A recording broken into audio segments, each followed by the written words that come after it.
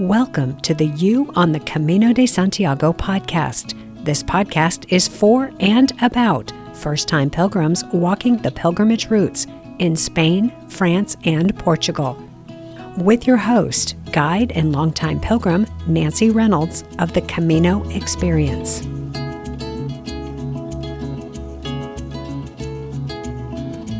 Hola, pilgrims. Are you ready for another inspiring pilgrim story? I hope so, because that's what I have for you this week. Hi, this is Nancy, and I have noticed that many people think walking the Camino solo is the best way to do it. And full disclosure, I don't disagree because, well, that's how I walked the Camino for my first 7 years on the Frances route. And that one time I veered off onto the Ingles route. But I will say, after hosting this podcast for nearly 3 years, I have come to understand that the best way to walk the Camino is the way that is best for you. And my guest today, Kristen, will be walking the Camino with one of her best friends. Personally, I think that would be amazing. And not for nothing, but her Camino journey will likely include some surfing in San Sebastian.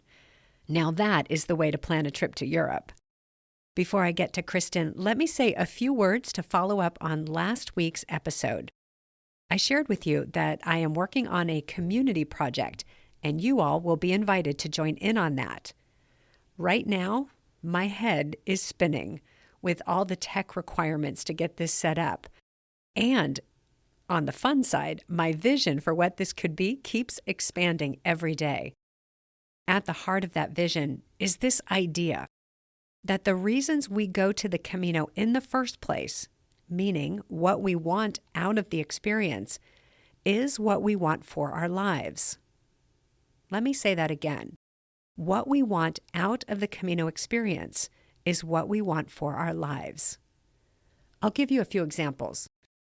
If you were to go to the Camino to deepen your relationship with God, I bet you are longing for that to be a part of your daily life, not just part of the walk. If you were to decide to walk the Camino as a way to heal your broken heart, I imagine you would like to discover a deep peace that will stay with you long after you return home. Another example, if you're going for the adventure, I suspect you might want more adventure in your life in general. A pilgrimage on one of the Camino routes is, by its very nature, restorative and transformative. Walking every day for a week or two or a month or more has a way of finding those deep places that need soothing or healing or comfort, or maybe validation. So even if we don't start with the intention to have a transformative experience, many of us have one anyway. The tricky part is bringing that home. The tricky part is integrating your pilgrim self back into, I'll put it in air quotes, real life, in a way that it sticks, that it stays with you, and you with it. There is no doubt in my mind that walking the Camino will transform some part of you. Now, how do we bring that home? For anyone getting ready to walk the Camino, we have to talk about this before you go, because bringing home the Camino experience actually begins before you reach your starting point. For anyone who has already walked a Camino and has returned home, you know what a challenging, perhaps difficult transition that can be. Well, we are going to support each other in getting the most out of that transition and what follows. That's my vision. Well, that's part of my vision. I'll be sharing more about this in the next couple of weeks. And, oh boy, I'm going to throw my hat over the wall here and say that my goal is to launch this community project in July. And just so you know, this is so exciting for me and so big that I've got all those getting started jitters and nerves, just like you all do or did when you were counting down to your first Camino. So yeah, I am out on the skinny branches here, just like many of you are or were when you decided to walk the Camino. And I'll just say, thank goodness I have a team working with me on this. We have our next meeting this week on Saturday, and then I expect to have more details for you. For now, though, how about we get to Kristen's story? Here we go. Kristen, hi. Thank you so much for joining me on the podcast today. Thank you for having me. Oh, I'm just so excited to hear your story. And I say excited because I know that might not be the right word, but I'm looking forward to hearing your story because I know there's some ups and there's some downs in your story. So I really appreciate your courage to come on to the podcast and share it with us. My pleasure. Yeah, excellent. So why don't we start where I always start? Put the pin in the map. Would you share with us your Camino plans? What route will you walk? Where are you starting? And where will you finish? And how long will you be out there? Okay. Great question. So I'm not walking alone. I will be, at least the plan right now, right? Things go according to the plan, is that I will be walking with one of my best friends since fourth grade. And we just had a call last night to try to get some more details in place. I'm not going to say in preparation for the podcast, but it wouldn't have hurt. It didn't happen. So what we are thinking right now is probably the Norte route. Okay. There's part of me that really wants to do all of it. I've heard in your podcast episodes, people about, if you don't do the whole thing, some people say don't care. I don't really care about that kind of mentality. I don't think that's the point of the Camino. But I do like the idea of if you start from the beginning, so Irun is my understanding of the start of that, then you're traveling the whole time with the group, and maybe you find a Camino family. And if you're at first, I thought maybe I'd do part of the Norte and then switch to the Primitiva, because then at least we could do the whole thing. And there are some sites along the Norte at the beginning that I really want to see. I really want to surf in San Sebastian. I want to see the famous crucifix in Olympias. I want to go to the Guggenheim in Bilbao. So, I want to do those things, but do I have to walk them? Maybe not. But also, I don't know. I think the view would be lovely. If we're gonna walk all these steps and do, we might as well have the lovely seaside. Oh, yeah, because ultimately that's what it's all about. Okay, so you're walking with one of your best friends who you have known since fourth grade. So can we assume you know each other fairly well? Very well, yes. All right, and you're going to start in Irun. You're thinking start in Irun, maybe jump to the Primitivo. Will you go all the way to Santiago? Yes, the plan is certainly to go all the way to Santiago and definitely to get the Compostela, but I would like to do at least parts of the Norte route, but I also really like the idea of doing an entire Camino route. And so the Ingles can be done in about 6 days. The Primitiva route can be done in about 2 weeks. Because while I think I have quite a bit of PTO, for work, I don't know that I have sufficient to be able to do the entire Norte route. And so Okay. that's my thought process of there are parts of the Norte that I really want to see and experience, but I would also really like to do a full path. And so I might jump to something shorter to be able to tick that box. Let's explore that. What is it about an entire Camino or a full Camino that's calling to you? I really like the idea of connecting with folks where we've done this whole thing together, right? And so if we are jumping ahead, taking the bus to, some other segment of the Norte, then maybe we leave those friends behind. And I mean, who knows, right? That whether or not you make a Camino family is just roll of the dice. But if that opportunity were there, I have met with folks who've done this and spoken with them who were, say, like meeting their spouse halfway through, or meeting their child who only had a week off of work, later down the path. And so they had to leave those friends behind and catch a bus and meet up with their loved ones, which was also a beautiful opportunity for them. But they did mention, as other folks on your podcast have too, of it can be kind of bittersweet to leave those folks that you've walked with on the trail for a week behind. Yeah, that's definitely the case. One of the challenges, though, that comes up with the Camino family is the way that they stick together is they walk the same distances every day. And so, do you have any sense of how far you'll walk each day? Not yet.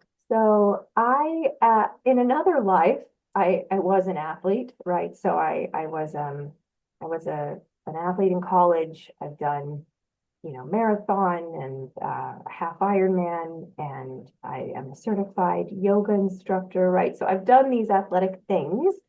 And in the past, it was never like, how much can I do? It's like, well, I do the workout that needs to be done. So in my mind, when we figure out what route we can do in the amount of time that we have off from work, it's like, well, let's just trade and be ready for that. And we're planning to go in the summer. And so that's not that far away from now. No, And you blink and it's going to be summer. yeah, and in full transparency, I am not in 500 I don't think that I'm in 500-mile shape at the moment, but We got to pause for a second there because I'd like to see a show of hands from my listeners who think they were in 500-mile shape when they started their Camino. And I bet there might be maybe 5% of the people who hear this would say that they were. okay, see, so that's quite encouraging. I will Yeah. say, as a former athlete, in my own body, I've experienced those injuries where now you have to go to the PT and do the stretch band and do the stim and do the icing and all this. I know when it's going to rain in my body because I feel it, right? And I don't think I'm that old yet, right? So in my mind, the prospect of training for a 500-mile something is like, wow, you better be doing doubles, right? At least 2 a days. And I really did appreciate your how to train for the Camino. And like, well, so yes, you have to walk, but also get your cardio up. And also, I mean, I just thought it was excellent advice, and all of that really resonated with me. So thank Oh, you. great. Great. Yeah. And so many people will say, no, just show up and you'll train on the trail. And you absolutely will build your strength on the trail. You'll build your endurance. You'll build your mental endurance for those day after day after day distances. But a baseline of fitness will really serve you well. And if you do train on the trail, I always advise keep those first stages short. Don't go full out right out of the gate because that is where you get those injuries.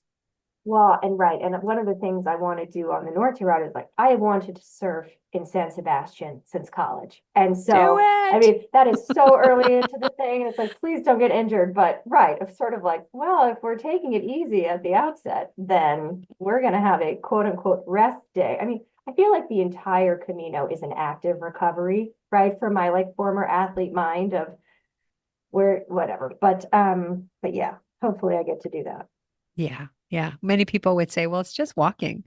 Yes, but it is quite a lot of walking and it's a lot of uphill, a lot of downhill, and a lot of time on your feet. So the one marathon that I did was Big Sur. And so it Mm, was Carmel to Big Sur or vice versa. I don't even remember at this point, but it was a lot of altitude change. And everybody that I spoke with was like, wait, this was your first one? I was like, well, if I'm going to do it, again, I want the ocean view. But yeah, I guess I didn't really think that through. I did it. I finished. okay. So not the underachiever type is what I'm picking up here. Oh, it's a pattern that again, like the Camino, I see sometimes because I joined the American Pilgrims on the Camino group, and the subchapter, right, the local chapter rather, that I'm a part of has been incredibly helpful and useful. Great. But I have seen on there these stickers that have like the mileage of your Camino, right? We ask if you donate, and then we'll send you the sticker. It's like, okay, yes, when I did my half Ironman, I put the sticker on my car. But at this point, I'm not doing the Camino to to count my mileage, right? That's not my aim here. I have other reasons for going, but it is very, very cool for the people who go that far, you know. It's a big accomplishment, make no mistake. That's And right. for some people who have spent a lot of time on the couch or who haven't walked much farther than the mailbox to get the mail each day, it is a big accomplishment. But that's not the only reason people go. How about we talk about your reasons for going? Sure. So it has been a tough last few years. I mean, for everybody, right? Globally, there's been a lot going on. But I will say for me personally, professionally, academically, as far as my relationships, it's been especially tough. And I am looking for the opportunity to process and grieve those things. I want to be somebody who, again, I don't feel old, right? I don't think I'm that old yet. You don't look old. Thank you. And so I want to keep my heart open. I don't want to be closed off to the love and the good things that are present at the same time as all of the loss and sad things that are no longer in my life. And so, yeah, I am hoping that my journey will allow me the time and space to reflect and then connect in a way that allows me to really be present and aware of the good that exists in the world. Would you feel comfortable sharing some of the things you've been through? Yeah, so there's just been a lot of illness in my family. People that I love and care about very much have been very sick. And we've lost some family members. And I have had some health issues recently and endeavored, some incredibly rewarding but also challenging career aspirations, and then changed to also challenging, but for completely different reasons, career goals. And most recently, which I mean, I don't think is surprising given all of the myriad challenges that we endured, but unfortunately, my husband and I have separated and plan to divorce. And so, and he's such a good man, and I will always love him. But it just isn't what's in our future. Being together is not in our future. And so it's just coming to terms with, the life that I had envisioned for myself. The life that I have now is a good one. And I am very fortunate that I get to do what I do and get to engage with the world in the ways that I am able to.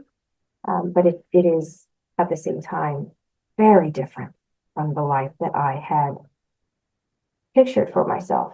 And so, yeah, just accepting that, what I have is a gift, and I want to make the most of it, even when it is so different from what I had envisioned for myself and hoped for. Wow. Thank you for sharing all that. You have been through quite a lot, and I look at you and I think, how are you still standing with all that you've been through? That's a lot. And it sounds like a lot of that is where you're choosing to put your focus and choose your attention.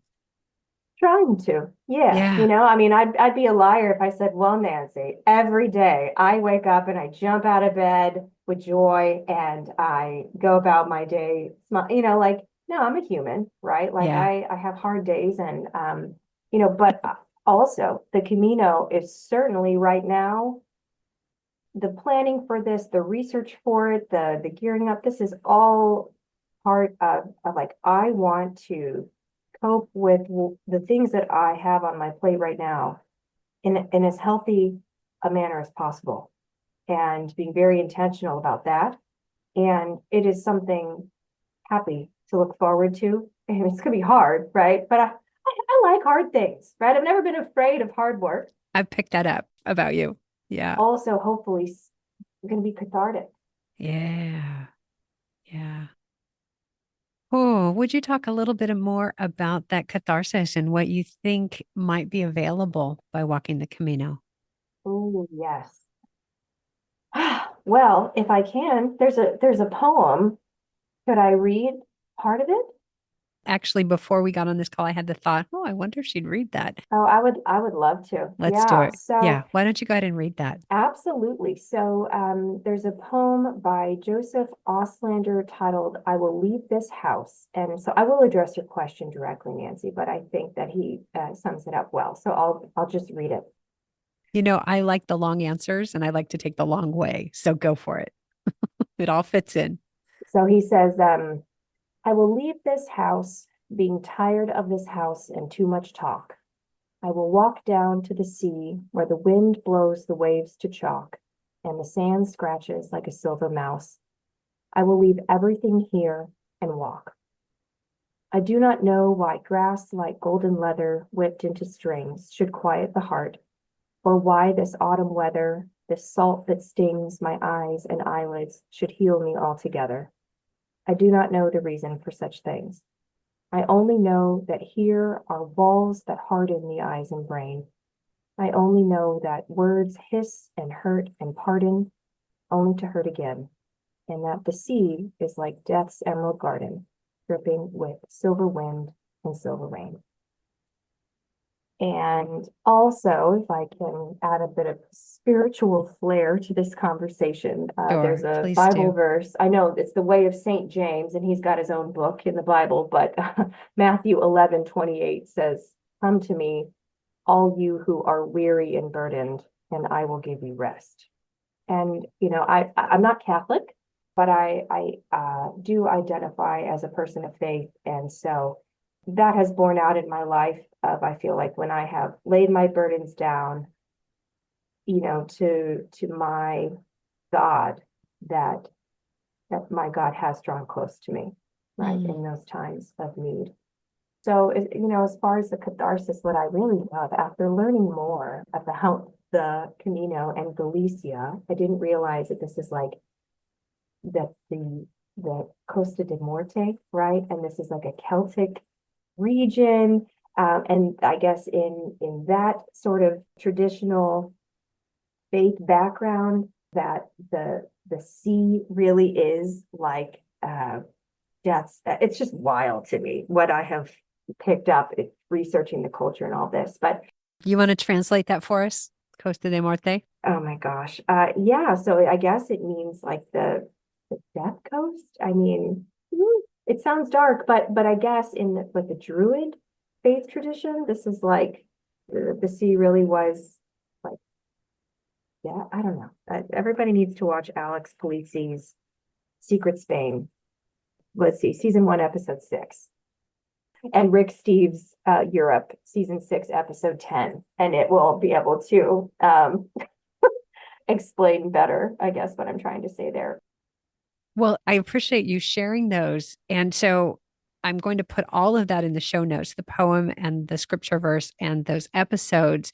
Would you just say again, a little bit more slowly, what shows those were and where you could get them? Okay. So I highly recommend everybody to watch Alex Polizzi's Secret Spain. It's on Amazon Prime Video. It will say Secret Spain, but if you YouTube it, it will say Spectacular Spain. And then Rick Steves' Europe, season 6, episode 10. That's also available on Amazon Prime Video.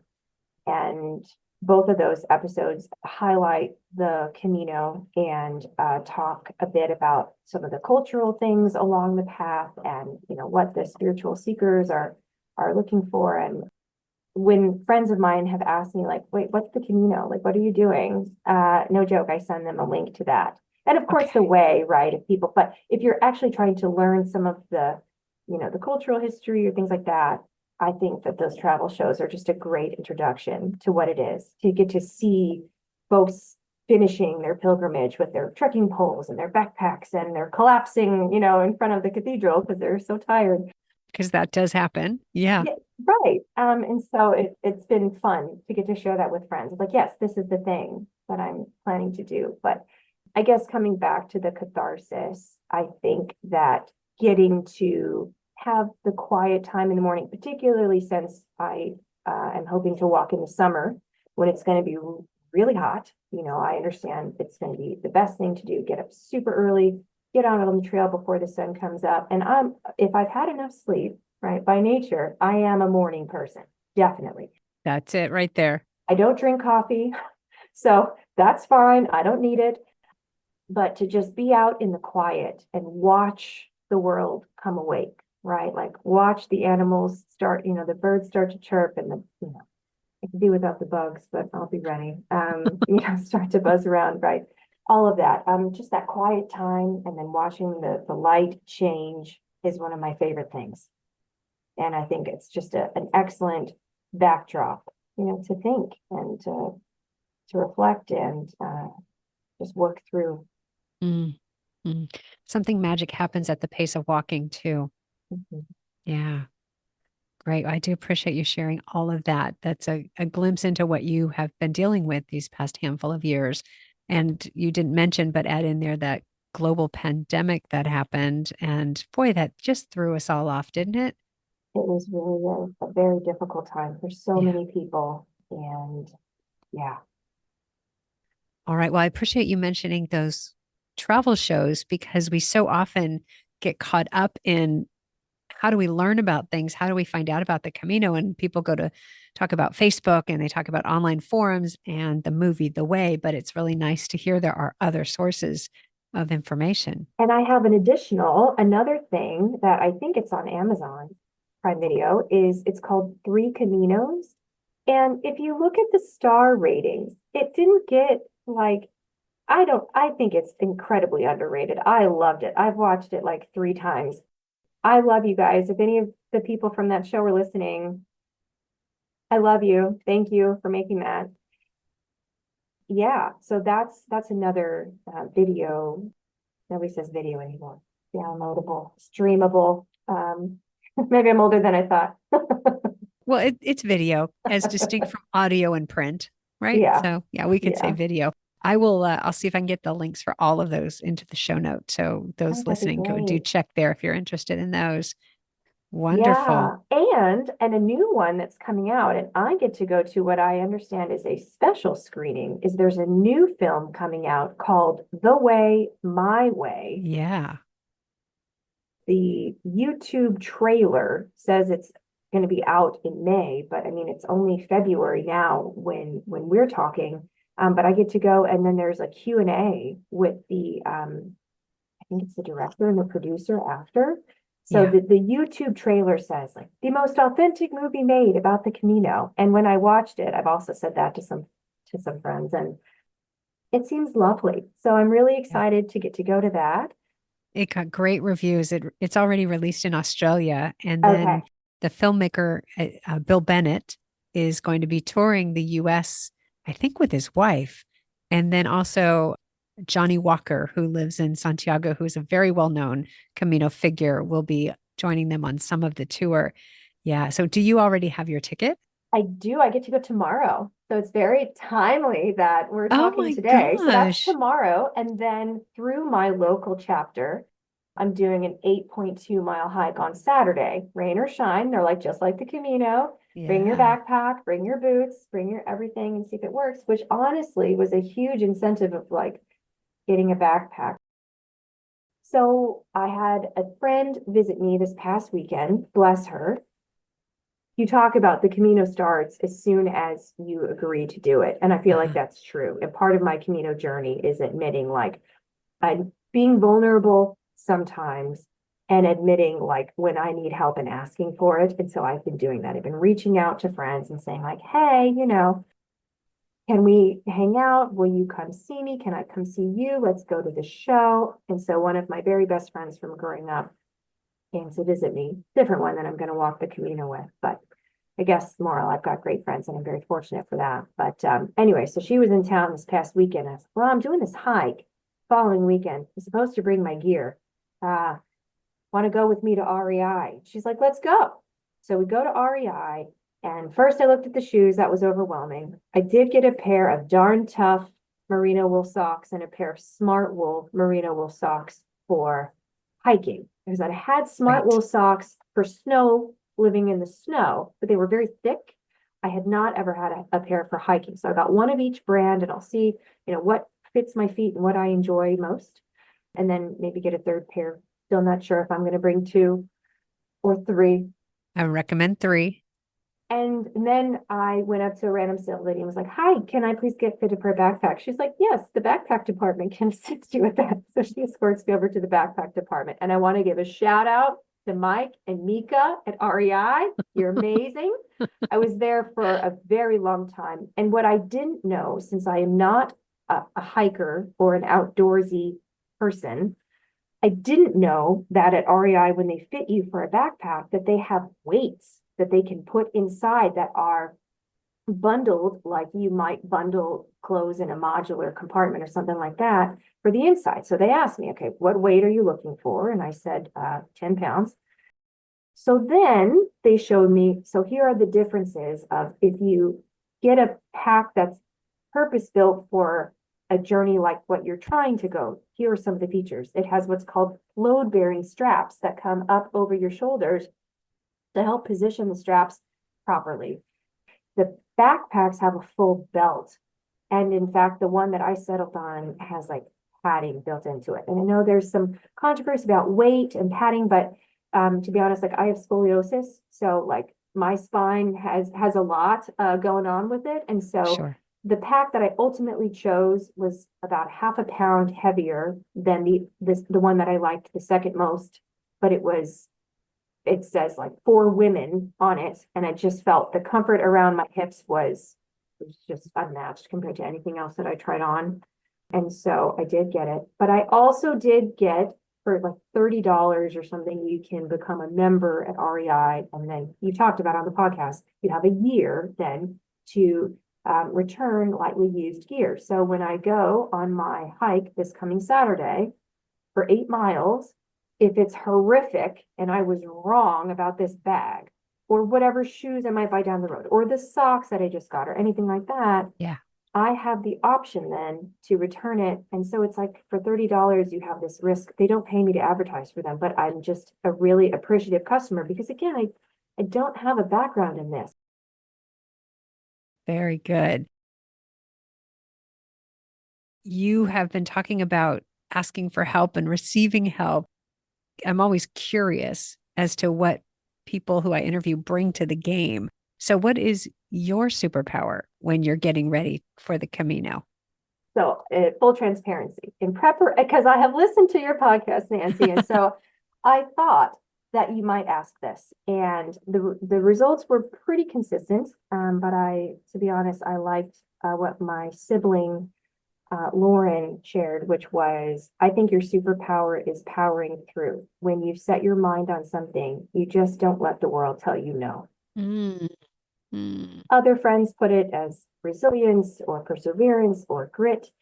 But yeah, the theme generally was that. And so a lot of the folks I've, heard go on the community, it's like I just met with a mentor again through my local chapter of the American Pilgrims on the Camino. I went and got a coffee, and the advice that they shared was super helpful. But they waited until they retired. This was their big trip, first Mhm. trip, once they started retirement to go, right? If they have all this time. And I'm not there yet, right? And so I have less time and I've got, the pressures and the time constraints of work and everything else going on in my life while I'm trying to plan for this. And that's been hard, but also, like I said, this is like something happy that I'm looking forward to. But it's not easy when I'm juggling this many things at once to carve out the time to get all this sorted and to make it the priority that it needs to be if I'm hopefully going to have the successful journey that I want, right? That I can do it injury-free and go the distance that we ultimately decide we want to go and get everything arranged that I need to. Like I have a dog and, just making sure that everything is set in preparation. It is taking that resilience to get it all in place. And you know what? I can tell by listening to you that you are going to speak to a lot of people. So many people have this as a dream, as a wish. Maybe they even have it as a goal and they have a date set. But so many other things have to continue to happen in your life while you get ready for the Camino. And it really takes something. It takes a superpower. It takes determination. It takes commitment to your goal and commitment to what you want to get out of walking the Camino to get there. Yeah. No small thing, seriously. Yeah. It's funny about the superpower. This will be episode, I don't know, 108 or something, 110. I don't know where it'll fall in the current scheme of things. I haven't asked people about their superpowers for a while. So I'm really happy that we Oh, see, because got that's to talk about this. starting your podcast from like, the early days. Yeah, season one Yeah. and two, I asked it all the time, but I haven't asked it for a while. So I love that you reminded me of that so we could talk about that because it takes a superpower to get this done. It takes a superpower to still be standing after everything that happens to us in life. So hats off to you. Mhm. Yeah. Yeah. Is there anything else you would like to share about your Camino and your plans? Well, um, I will say that, well, it's interesting. There's one other poem that it's quite lengthy and it is in Spanish, but obviously, everybody has access to Google Translate these days. And the translation that I have was from a dear friend in college who, for a class, translated it. So that poem is called Después de un tiempo by Jorge Luis Borges, super, super famous author. But it's so interesting that one of the earlier verses in that, it's basically talking about all the things, the life lessons that we learn the hard way, that, maybe we only get them after we've experienced something or after more time has passed. And then it can be almost, it feels like too late to learn those lessons. But one of the lines in it is talking about the importance of learning to build your paths in the today. And it uses the word Camino, which is so interesting because I always thought Camino meant road. And then of course it's translated for this, people say the way of St. James. Mm-hmm. And the way that my friend translated it in this poem is as a path, right? So it's just so interesting. So I guess that's bringing it full circle to, what I'm hoping to get out of it is being present, being in the now, and just being more aware of the good. But yeah, learning to build one's paths in the today because tomorrow's plans are too insecure, because tomorrow's land is too insecure for plans. I don't know. I thought it was so interesting looking at this poem in the context of this Camino journey of yeah, I'm going to build my road in the today. Love that. Love that. Now, here's a question I have been asking people in the later episodes after past season 2. What is the one question that you wish somebody would ask you about your Camino that they haven't yet asked? Oh, interesting. Nobody has asked me yet why I want to make a pit stop in Limpias, Spain, which is along the northern route. It's not a big city like San Sebastian or Bilbao, but it is significant for me in that I'm not Catholic, but I've had these very lovely interactions at certain points in my life, like going to prayer retreat centers or things like that, where I end up talking to a priest. So in one such conversation, I learned that there is this miraculous crucifix of Limpias, or the Santissimo. So the translated, I guess that means something like most holy, across there. And that is the crucifix that represents a very particular, how there's Dominicans and Jesuits. So there's this sect of Catholicism that is about the passion of the Christ. I'm so sorry to that priest. I don't remember what it's called, but there's a whole sect that focuses on that. But so in that crucifix, it's Jesus is portrayed as still being alive.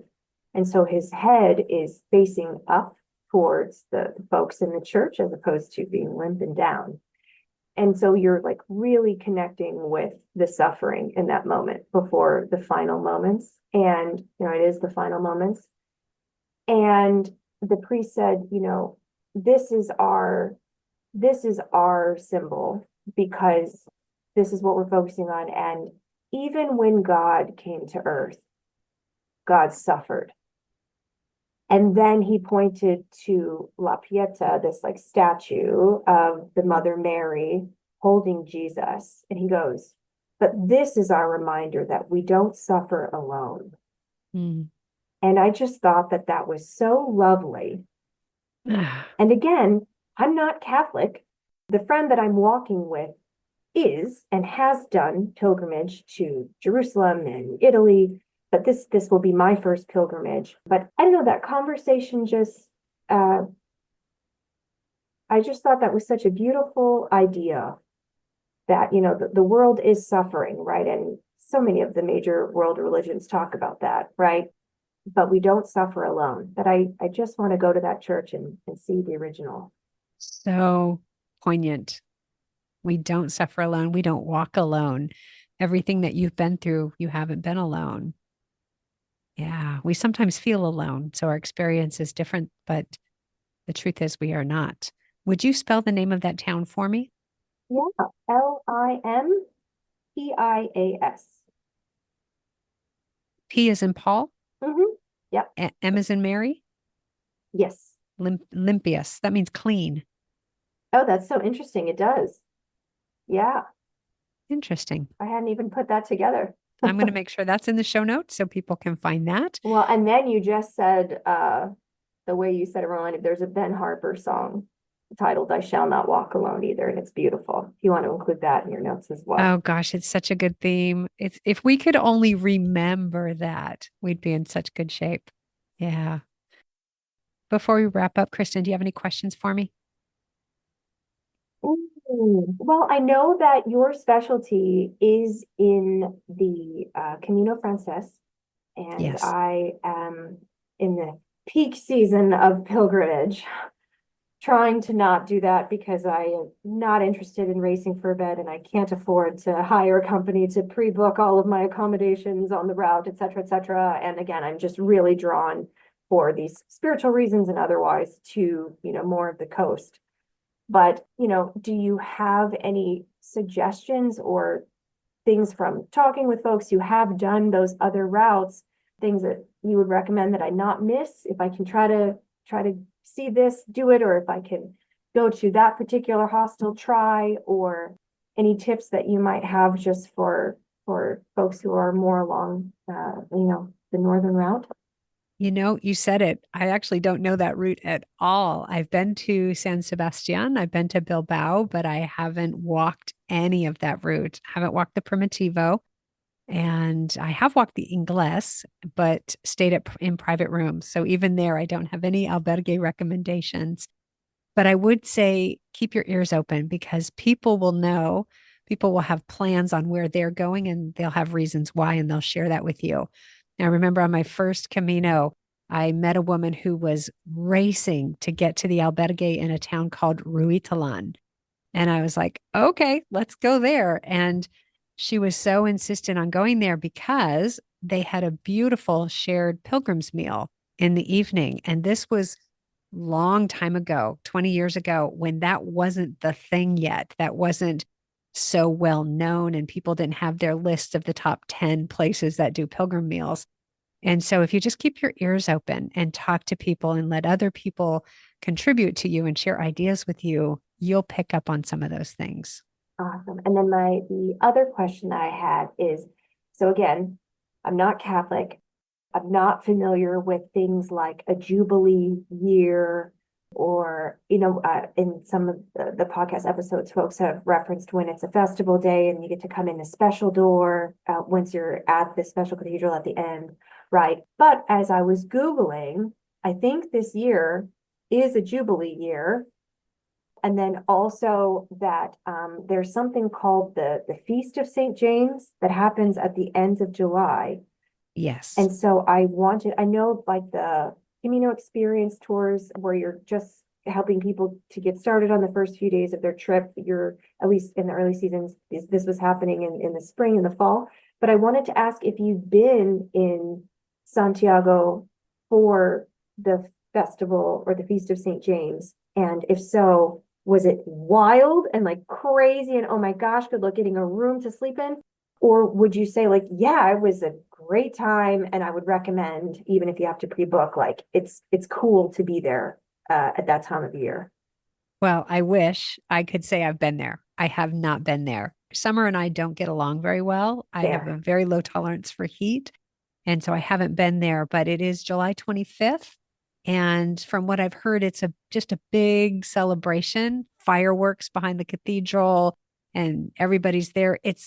It draws not only pilgrims, but it draws people from all over Spain, all over the Catholic world, especially to come and celebrate St. James and his day. So if you do want to be there for it, I just would book ahead. Yeah. Yeah. And the thing is, it'll be, I suspect, easier to get rooms in the albergues than it will be to get a private room in a hotel, would be my guess, just because there are so many beds in albergues there. And so if that's what works for you, I don't think, I hope, I can't say, I hope you won't have a problem getting a spot. Yeah. Now the Jubilee year, there are a couple of different things. One is, I believe they call it a holy year when St. James Day, July 25th, falls on a Sunday. Okay, which this year it does not. It does not. So the Jubilee this year is not the St. James Santiago Jubilee. It's a Jubilee that is impacting Rome. Oh, okay. It's likely there will be a good number of pilgrims on the trail this year because of it, but it is not going to draw the hordes of crowds that say we'll be going to Rome. That's my understanding. That's making a lot more sense Yeah. when conversations I've had with folks, they're like, I don't think so. And I'm like, but Google.